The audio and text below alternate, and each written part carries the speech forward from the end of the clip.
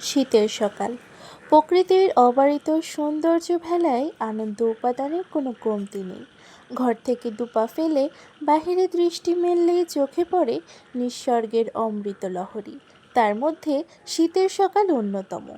বাংলাদেশের ঋতুচক্রে শীত আসে রূপ ও রসের ঢালি সাজিয়ে। শীতের মোহনীয় নৈসর্গিক রূপ ধরা পড়ে শিশির স্নাত সকালবেলায়। কুয়াশার চাদরে ঢেকে থাকে চারপাশ। সূর্যি মামা মুখ লুকায় লজ্জায়, অভিমানে।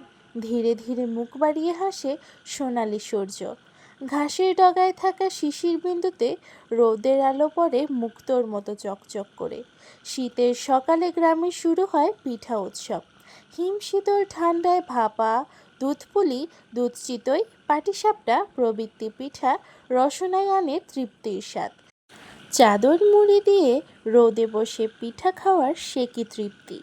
অন্যদিকে গৃহহীন বস্ত্রহীন মানুষ খোঁজে একটু আশ্রয়, প্রশান্তির উষ্ণ চাদর। দরিদ্র ছেলেমেয়েরা উৎসুক দৃষ্টিতে তাকিয়ে থাকে রোদের আদরের ভরসায়। রাত জাগে সকালের প্রত্যাশায়, সকাল জাগে সূর্যের স্পর্শ কামনায়। সব কিছু মিলিয়ে শীতের সকাল আমার প্রিয় মুহূর্ত, যা অপূর্ব নৈসর্গিক উপাদানের ভাস্কর। ধন্যবাদ।